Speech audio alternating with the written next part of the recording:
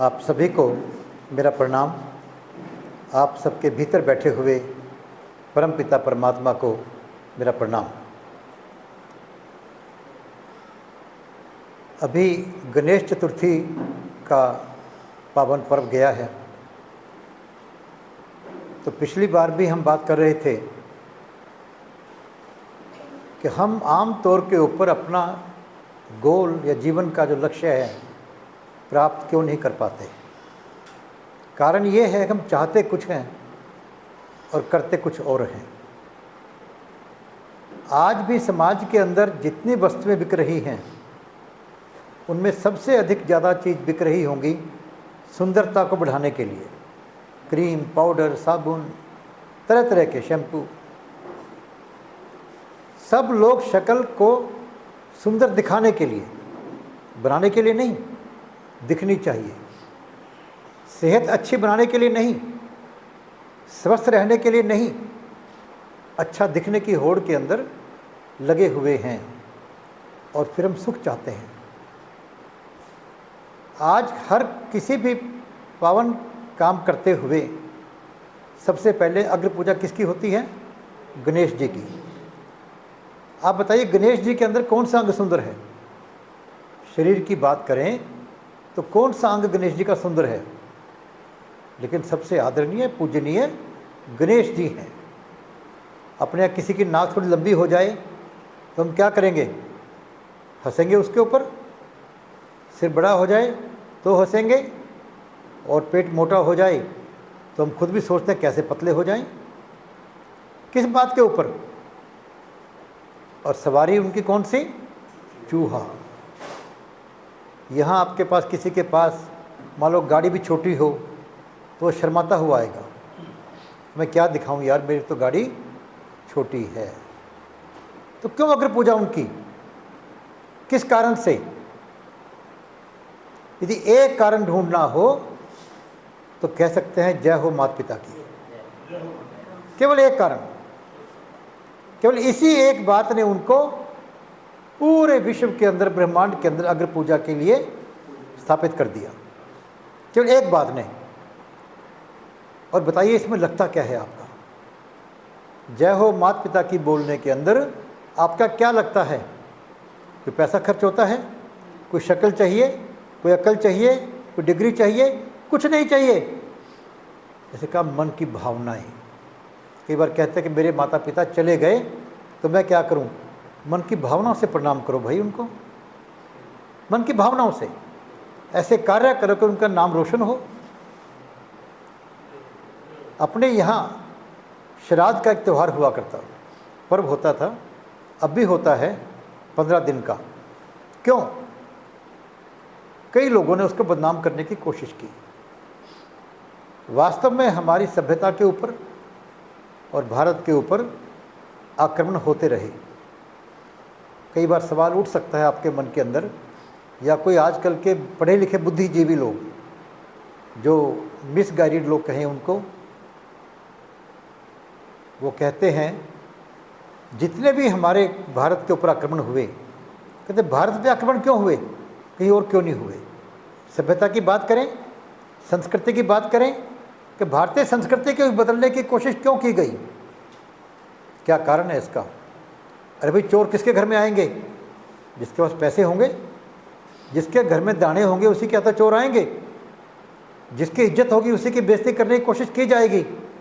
तो भारत विश्व गुरु भी था और भारत सोने की चिड़िया भी था। सोने की चिड़िया को लूटने के लिए आक्रमणकारी आए और विश्व गुरु को बदनाम करने के लिए भी हर तरह से उनके ऊपर आक्रमण होते रहे। जैसे कि श्राद्धों की बात कर लें, कहा गया कि भाई श्राद्ध में पंडित जी को खिलाओगे तो आपके माता पिता मरे हुए हैं, उनको खाना पहुंच जाएगा। अरे क्या अनलॉजिकल बात है। तो एक बच्चा जो छोटा सा पढ़ता है 8वीं 10वीं के अंदर, वो कहता है बात तो ठीक है भैया, पर हमारा तो वो मूल उद्देश्य था ही नहीं। हम तो मानते हैं कि आत्मा न जन्मती न मरती, आत्मा पुनर्जन्म ले लेती है, जब भगवान के चरणों में विलीन हो जाती है, तो फिर किसके पितृ देवता भूखे मरेंगे? इस बात का तो हमारे यहाँ पर पॉसिबिलिटी नहीं है। कारण क्या था इसका? संस्कार देने के लिए बच्चों के अंदर। आज भी हम महात्मा गांधी जी की, भगवान बुद्ध की या विभिन्न की जयंती मनाते हैं, रामनवमी मनाते हैं, कृष्ण जन्माष्टमी मनाते हैं हम लोग, कि भगवान जो भी महापुरुष हुए जिन्होंने समाज के लिए कुछ किया, उनके जन्म को या पुण्यतिथि को हम मनाते हैं। क्या करते हैं? कुछ लोग इकट्ठे होते हैं, किसी विद्वान को बुलाकर कोई बात सुनवाते हैं उनसे, ताकि उनके जीवन से प्रेरणा मिले, और साथ में उनको कुछ खिलाते पिलाते भी हैं। तो श्राद्ध के अंदर क्या था कि किसी विद्वान को बुलाया जाता था कि हम अपने पिताजी को, दादाजी को याद कर रहे हैं, उनकी पुण्यतिथि के ऊपर या उनकी स्मृति के अंदर, ताकि वो घर के अंदर बच्चों को कोई अच्छी बात, ज्ञान की बात बता सके वो। और जब घर में किसी को बुलाएंगे तो कुछ खिलाएंगे भी उसको, भाई अच्छा ही खिलाएंगे। आज भी कोई मेहमान आता हो तो हम पूरी कोशिश करते हैं उसको बढ़िया खिलाएं। कभी कार्यक्रम होते हैं तो चीफ गेस्ट के लिए अलग मेज़ लगी होती है, उस पर अलग सामान रखा होता है। ये आज भी चल रहा है। मुख्य बात क्या थी कि बच्चे सीख जाएं, बच्चे देख लें कि मेरे माता पिता अपने उन माता पिता को याद कर रहे हैं जो आज यहाँ उपस्थित नहीं हैं, चले गए हैं। अरे मैं इनको जिंदा को याद कर लूँ? पर हमारी संस्कृति के जितने भी पर्व थे, जितने भी त्यौहार थे, वो सब हमारे को कहीं ना कहीं कुछ सिखाने के लिए थे, पर उनको बदनाम कर दिया गया और हमने मानना शुरू कर दिया। और इसी कारण से हम अपने संस्कार और संस्कृति को छोड़ते चले गए, नीचे गिरते गए। तो अभी मैं ब्यूटी की बात जो कर रहे थे, जैसे कि गणेश भगवान की बात करें तो कहा गया कि गणेश भगवान जी की सूंड लंबी है तो दूर तक देख, आँखें छोटी हैं, गहराई से देखते हैं, सिर बड़ा है तो ज्ञान की बातें अपने अंदर भर लेते हैं, वो उधर बड़ा है तो वो बहुत कुछ संभाल सकते हैं।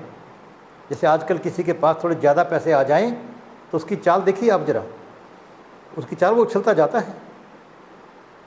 जैसे पुरानी बात किसे सुनाया करते थे हमारे बुजुर्ग कि एक बार किसी व्यक्ति के पास उस समय के अंदर 2 लाख रुपये आ गए। उस दोस्त ने पूछा तेरा मन क्या करता है? कहता जी करता है किसी का खून कर दूं। पैसे आ गए, उछल रहा है, संभाले नहीं जा रहे पैसे उसके। और आज भी कम पैसे वाला तो गुजारा कर लेता है, जिसके पास ज़्यादा पैसे आ जाएं उसको गुजारा करना बहुत मुश्किल है। वो परिवार में अपने बच्चों से ढंग से नहीं बोल पाता, पड़ोसी से ढंग से बात नहीं करता, किसी चीज़ का अहंकार आ जाए।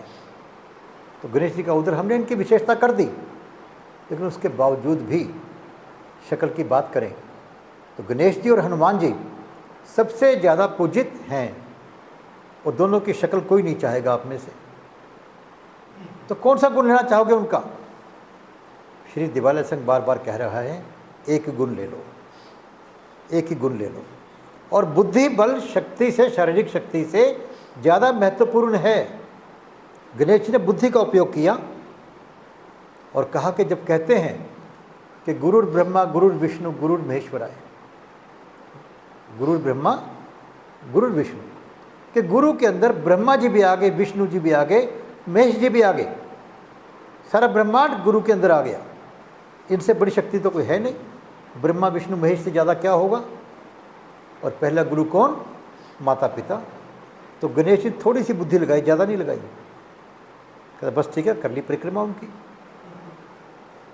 इस बात को कितने लोगों ने, जानते सब होंगे शायद आप में से, पर मानते कितने हैं मुझे नहीं पता। उस पर अमल कितने करते हैं नहीं पता मेरे को। कितनी बढ़िया खीर रखी हो, यदि ना खाएं तो उसका स्वाद अंदर नहीं जाएगा।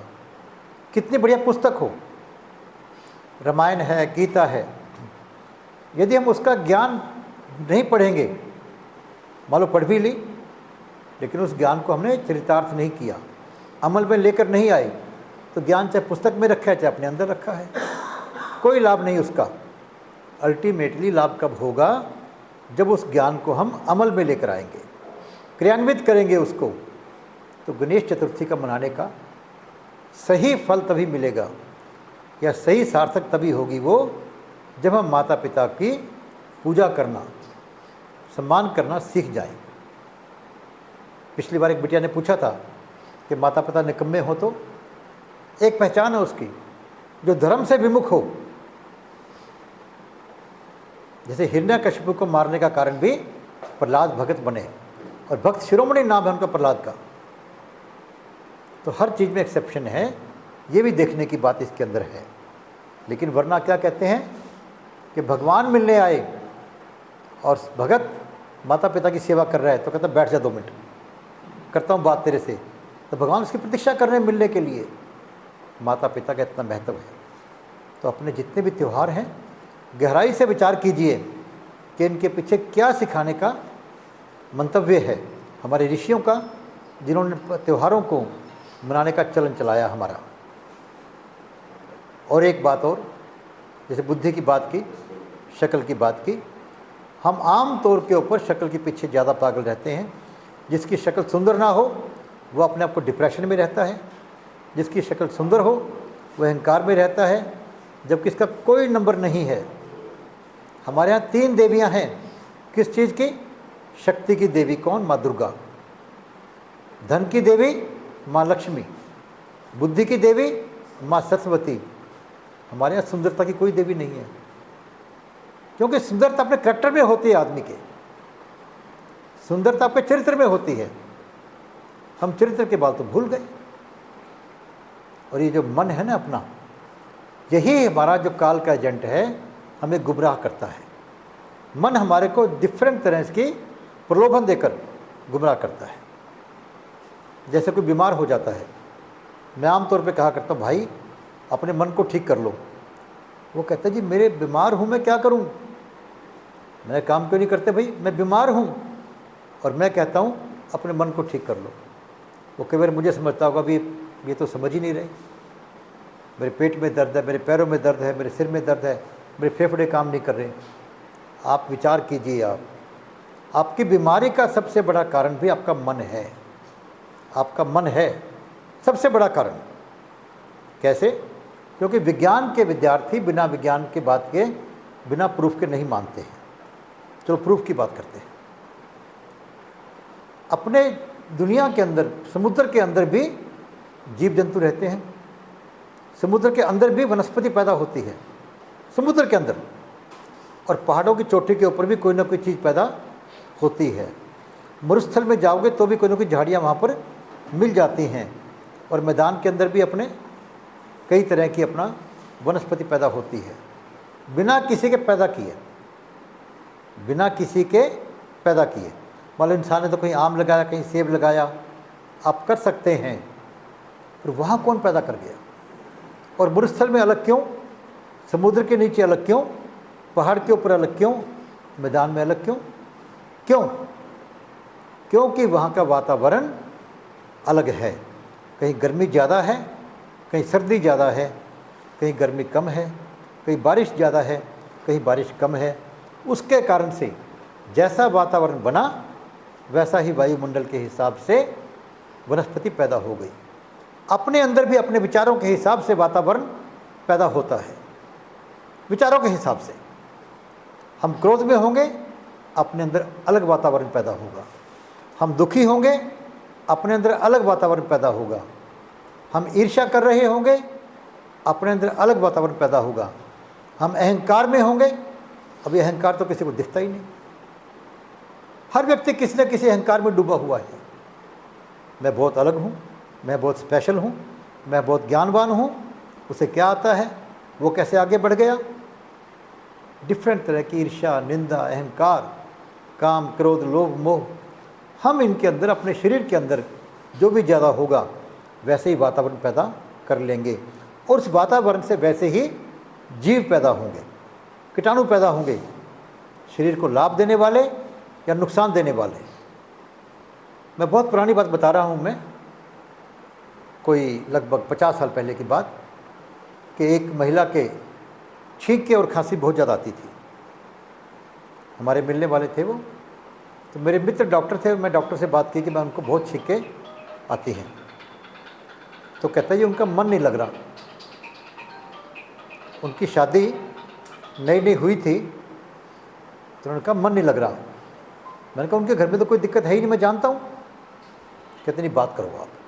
अब मन लगने का ना लगने का खांसी से क्या दिक्कत हुई? छींकों से क्या मेल हुआ इसका? कोई मेल है इसका? मन नहीं लगना घर के अंदर, छींक के आना, खांसी आना, क्या मेल है इस बात का?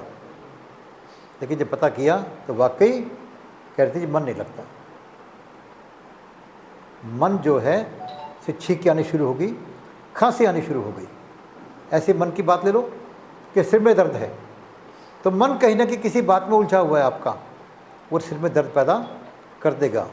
अपने सिर में दर्द कोई बीमारी नहीं है, और ये मन आपके लीवर, किडनी, पता नहीं किसी अंग के ऊपर भी असर कर सकता है। जैसे कि शुगर आजकल बहुत ज़्यादा होती है, तो डॉक्टर कहते हैं सबसे बड़ा कारण क्या है इसका? टेंशन, सबसे बड़ा कारण। और टेंशन कौन देता है? ये मन। और टेंशन कहाँ असर कर दे नहीं पता। ब्लड प्रेशर, इसका बड़ा कारण क्या है? मन। मन के कारण ही, मन के अंदर किसी प्रकार की उत्तेजना है आपकी या दुख है तो ब्लड प्रेशर हो जाएगा। गैस पैदा होना शरीर के अंदर, कारण क्या है इसका? मन। और वो दिल को असर कर दे, किडनी को असर कर दे, किसी को असर कर दे। वो इस बात को हम नहीं मान पाते हैं। अपने मन को सुधार लोगे, साध लोगे, तो बीमारी का समझ लिया आपने 100 में से 2 बिंदियाँ काट दी, बीमारी है। या समझ लो बीमारी 100 में से 1 हटा दिया आपने, तो कारण तो मन ही है इसका, बाकी 0 रह जाएंगी आपकी। इस बात को हम कई बार मान नहीं पाते हैं, और जो व्यक्ति जिस दिन मान लेगा वो उसी दिन ठीक हो जाएगा। मैं अपनी बात बता रहा हूँ। एक बार मैं बैंक में मैनेजर था, तो मेरे को बहुत तेज बुखार था। तो मैंने अपने हेड कैशियर को कहा, तो ब्रांच में ऑफिसर दूसरा नहीं था, कि फलानी ब्रांच से जाके एक मैनेजर को, ऑफिसर को बुला लाना, वो चाबी ले जाएगा मेरे से, ब्रांच खोल देगा। सुबह मैं उसकी वेट कर रहा हूँ कि ऑफिसर आएगा चाबी लेने के लिए। मेरे पास हेड कैशियर की चाबी आ गई। उसका एक मित्र लेकर आया कि जी रात को वो शराब पीकर मोटरसाइकिल चला रहा था, उसका एक्सीडेंट हो गया। अब मेरा बुखार तो ख़त्म। अब विश्वास नहीं करेंगे, उसी टाइम मैंने अपना मोटरसाइकिल उठाया, दूसरे कैशियर को चाबी दी, ब्रांच खुलवाई, ताकि उसको दिक्कत ना हो जाए बेचारे को, वरना उसकी नौकरी जा सकती थी। अब कहाँ चला गया बुखार मेरा? मैं तो कोई दवाई नहीं ली थी भाई। ये है मन की शक्ति या मन का उपयोग या दुरुपयोग।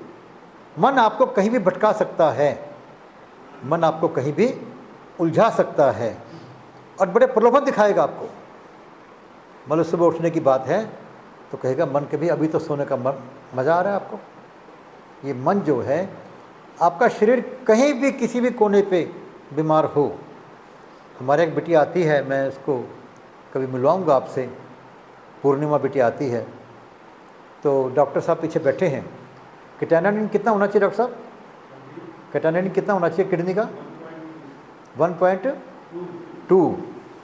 अभी एक हमारे मित्र को बताया भी, उनके 5 या 6 हो गया, कहते बहुत बढ़ गया, बड़े बीमार हैं वो। मैं उससे मिलने गया स्पेशली, वो मन से कमज़ोर हो गया था। तो हमारी पूर्णिमा का तो 18 हो गया था भाई। डॉक्टर विश्वास ही नहीं करेंगे, 18 का केटानिन वाला व्यक्ति जिंदा रह सकता है। वो मरने को चल पड़ी थी, और मन में उसने हिम्मत की कि नहीं, जीना है अपने बच्चे के लिए। वो आई मेरे पास, आई, सर कोई काम दे दो। मुझे पता उसकी हालत बेचारी कितनी कमज़ोर, अब भी देखोगे आप तो उसका वज़न 30 किलो वज़न है कुल। बेटा उसका 10-12 साल का है। तो बैठ जाओ बेटा, क्या करोगे? भाई जो मर्जी कर लेना, आप बैठो। आज वो भागती फिरती है। वो केटानिन तो 5-6 रहता है उसका, हफ्ते में 3 बार डायलिसिस करवा के काम पे आ जाती है। वो क्या शक्ति है उसके अंदर? डॉक्टर की शक्ति दी हुई नहीं है, उसके मन की शक्ति, भगवान में विश्वास की शक्ति। जैसे कितने लोगों ने कहानियाँ पढ़ी हैं हमने कि पत्थर में से भगवान पैदा कर लिए। हम मंदिर जाते हैं, कोई कह सकता है पत्थर में क्या रखा है? जिसके लिए पत्थर है पत्थर है, जिसके लिए भगवान है भगवान है। वहाँ से पता नहीं क्या मिल जाए आदमी को, और लेकर आते हैं हम लोग। तो अपने मन को मजबूत करना है। क्यों करना है? ताकि मेरे शरीर की बीमारी भी ठीक हो और मैं शक्तिशाली भी बन सकूं। शक्तिशाली तो व्यक्ति बिना मन के नहीं बन सकता कभी भी।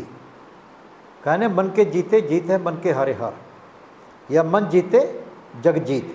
जिसने अपने मन को जीत लिया उसने पारी दुनिया को जीत लिया। ये मन को जीतना मुश्किल होता है अपना। तो आप अपने आप को सभी जितने बैठे हैं शायद किसी न किसी कारण से बीमार समझते होंगे, पक्का। कोई कहता हो कि मेरे शरीर में चलने में थकावट हो जाती है मेरे को, कोई आँखों से, नाक से, कान से, किसी ढंग से भी कोई समझते होंगे। वही ठीक होगा जो मन से मानता हो कि मैं ठीक हूँ, वही ठीक होगा कि मैं ठीक हूँ। कहते मेरे सिर में दर्द है, मैं तो ठीक हूँ भाई, मेरे पैर में दर्द है, क्या हुआ, मैं तो ठीक हूँ। बस मैं को ठीक रखना है, मैं को ठीक रखना है, तो आपका पैर और सिर कुछ नहीं कहेंगे, आपको कभी कुछ नहीं कहेंगे। और जिस दिन मैं ढीला हो गया कि मैं बीमार हूँ, तो आपके सारे अंग चाहे ठीक हों, आप बीमार हो गए। जय हो माता पिता की, जय हो माता पिता की, जय हो माता पिता की, जय हो माता पिता की, जय हो माता पिता की, जय हो माता पिता की। हमारे नंद किशोर जी भी पिछले कई दिन से बीमार थे, इनको भी मैं कह रहा था, इनकी आवाज़ में कमजोरी आ गई थी, आज फिर इनकी आवाज़ में दम ठीक है। तो ये मन की बात है केवल, जो आदमी मन को समझा लेगा वो बीमारी को अपने नज़दीक नहीं आने देगा। क्यों? बीमारी कुछ बिगाड़ ही नहीं सकती उसका। जैसे मैं अभी बात करता कि शहंशाह कौन होता है, शहंशाह कौन होता है? हैं जी, शहंशाह वो जो किसी से मांगता नहीं, वरना राजा है चाहे अंबानी है, सब मांग रहे हैं भगवान से, भगवान दे मेरे को ये दे, मोदी जी सब मांग रहे हैं। अरे मांगने वाला तो मांगता है भाई, इसलिए संतों को ही शहंशाह कहा गया, शहंशाह को शहंशाह, क्योंकि जो दुनिया के शहंशाह हैं उनके कदमों में झुकते हैं आकर। और वो राजा कहता है कि भाई, संत को कहता है गुरुजी क्या दे दूँ आपको? बोला भाई आगे से हट जा, बस कुछ नहीं चाहिए। तो शहंशाह तो वही है जो किसी से मांगता नहीं। इसी प्रकार आप लोग शहंशाह बन सकते हैं अपने खर्चे कम करके, अपने खर्चे कम करके आप सभी शहंशाह बन सकते हैं, वरना हमेशा दुखी रह सकते हैं। क्या करूं, मेरे पास तो पैसे नहीं। अरे भाई आपके पास खर्च करके 2 रुपये बच गए तो क्या दिक्कत है? मुख्य बात है कुछ पैसा बचना चाहिए ना, और खर्च करने के लिए क्या इशू। जैसे एक व्यक्ति को किसी संत ने बताया, उसने कहा कि आप जा रहे हो, भगवान को जानते हो, तो शाम को रात को भगवान से मिलते हो आप, तो बताना मेरे भाग्य में कितने पैसे हैं, मेरे भाग्य में क्या है। तो अगले दिन वो संत आया, उसने कहा तेरे भाग्य में 100 रुपये हैं। वो लग गया रोने, सिर्फ 100 रुपये, किसी को लाख है, किसी करोड़ है। संत ने समझाया, अरे बेवकूफ़, 100 रुपये तेरे भाग्य में है ना, तू आज से भंडारा लगा दे यहाँ से कि जो आएगा मैं बांटूंगा उसको, वस्त्र बांटूंगा, खाना दूंगा, जो आएगा। क्यों? भगवान को 100 रुपये तेरे को देने पड़ेंगे शाम को।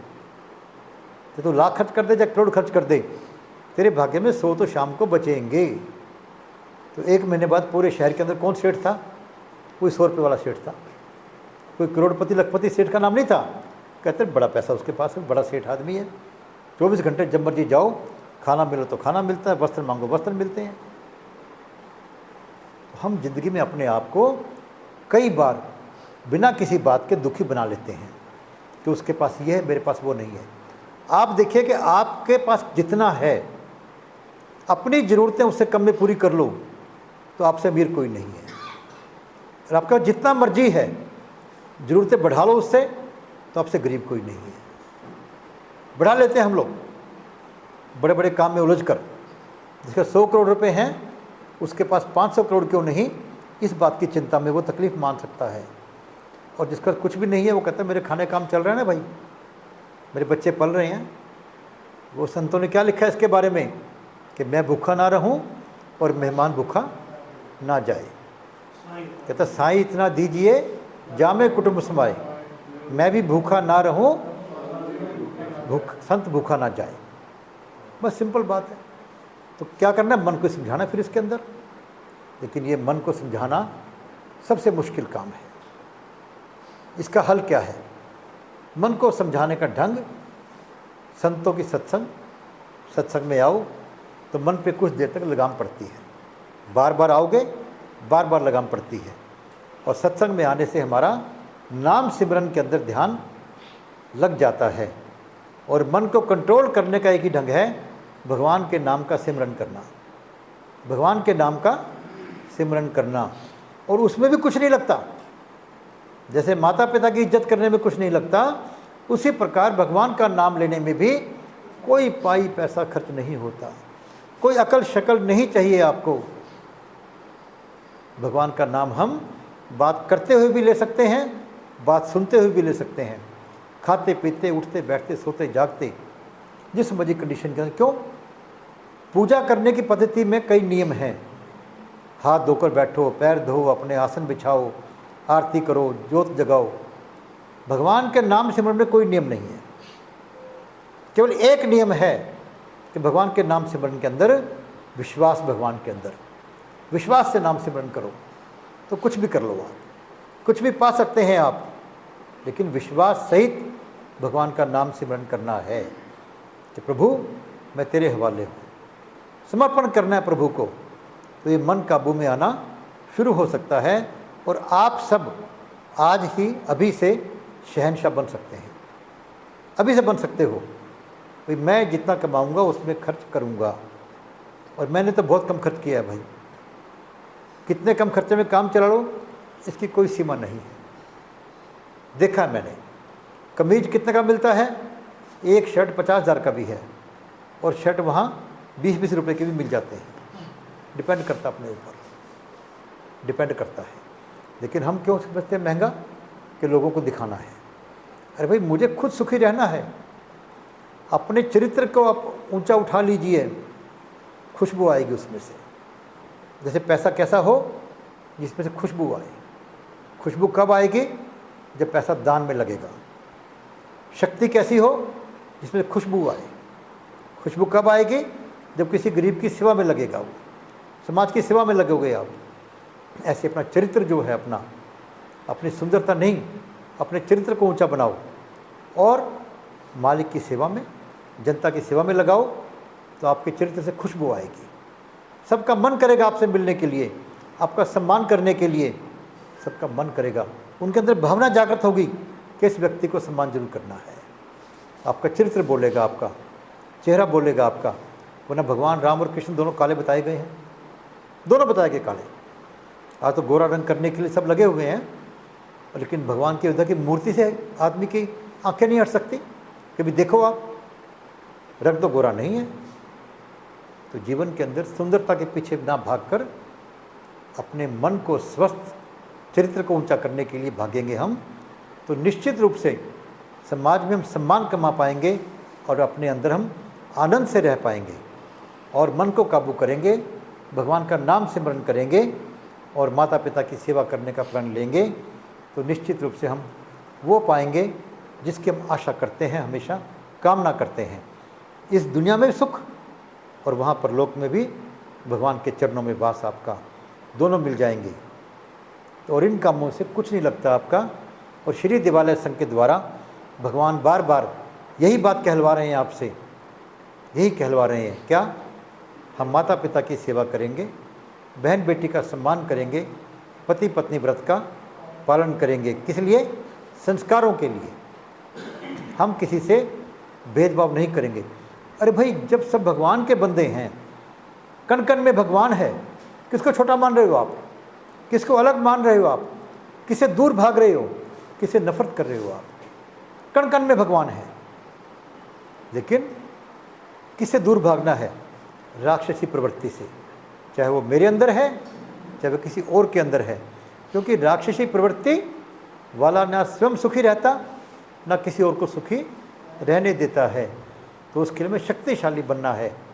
तो श्री देवालय संघ के यही आपसे बेनती रहती है, रिक्वेस्ट रहती है और हमेशा निवेदन रहता है कि आओ हम सब मिलकर अपने संस्कार और संस्कृति के द्वारा इन 3 नियमों पर चलकर शक्तिशाली बने और अपने आप को और समाज को सुखी बनाने की ओर कदम बढ़ाएं। जय हो माता पिता की, जय हो माता पिता की, जय हो माता पिता की, जय हो माता पिता की, जय हो माता पिता की, जय हो माता पिता की। कोई किसी का प्रश्न हो तो हम ले सकते हैं, कोई प्रश्न किसी का हो तो। हाँ बेटा बोलो।